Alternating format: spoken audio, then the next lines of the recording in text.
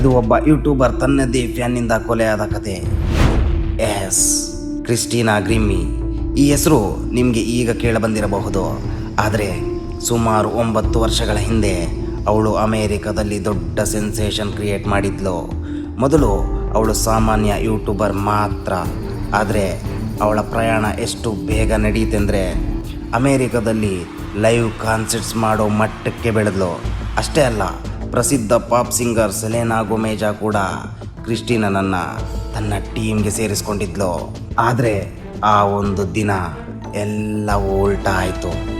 ಎಲ್ಲರ ಮುಂದೆ ಅವಳನ್ನು ತುಂಬ ಇಷ್ಟಪಡುವ ತನ್ನದೇ ಫ್ಯಾನ್, ಶತ್ರು ಅಲ್ಲ ಡೈ ಹಾರ್ಡ್ ಫ್ಯಾನ್, ಅವಳ ಪ್ರಾಣ ತೆಗೆದೇ ಬಿಟ್ಟ.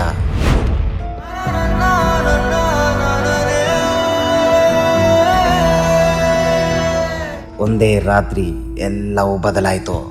ಆ ಫ್ಯಾನ್ ಯಾರು? ಅವನು ಯಾಕೆ ತಾನೇ ಇಷ್ಟಪಟ್ಟ ಹುಡುಗಿಯನ್ನು ಕೊಂದ? ಇಬ್ಬರ ನಡುವೆ ಯಾವ ಥರ ಸಂಬಂಧ ಇತ್ತು? ಇದೇ ಇವತ್ತಿನ ವಾಯ್ಸ್ ಆಫ್ ಮಾಸ್.